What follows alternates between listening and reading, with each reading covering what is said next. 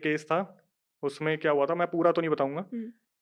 एक दादी थी, वो अपने जो हस्बैंड थी ना, उन्हें छोड़ के रातों-रात गायब हो जाती थी और 2-2 साल बाद वापस आती थी। 2-2 साल 2 तक साल बाद। गायब? इसकी भी है मेरे पास।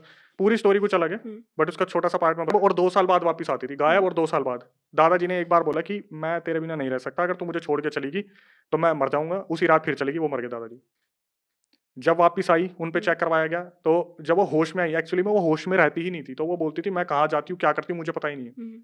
और तांत्रिक ने बोला, "भाई, इनको किसी ने सिद्ध कर रखा है, ये जाके अपने श्मशान में रहती है, वहीं किसी अघोरी के साथ उठती-बैठती है, मतलब ये अपने होश में है ही नहीं।"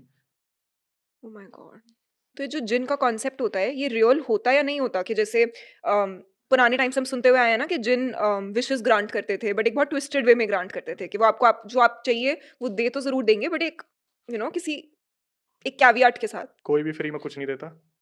और जो जिन होती है ना, जिन का कॉन्सेप्ट यही है कि ये मीठी गोली देता है, आखिरी में ले जाने के लिए।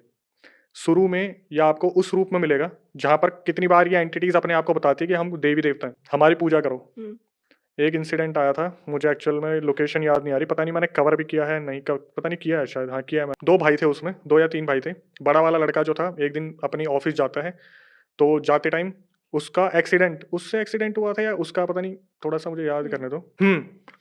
ये अपनी सर्विस पे जा रहा था सुबह-सुबह बाइक पे।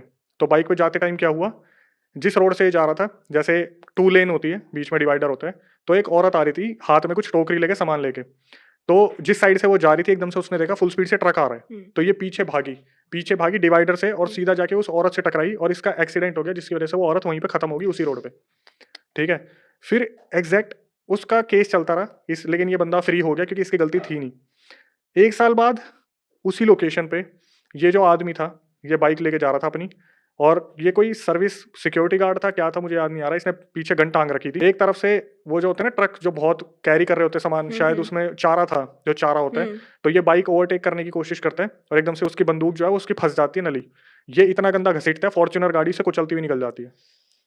तो पुलिस वालों का इसके भाई के पास फ़ोन आता है कि भाई आपके बड़े भाई का ऐसे-ऐसे हुँ, एक्सीडेंट हो गया, तो आप एक बार आ जाओ और देख लो।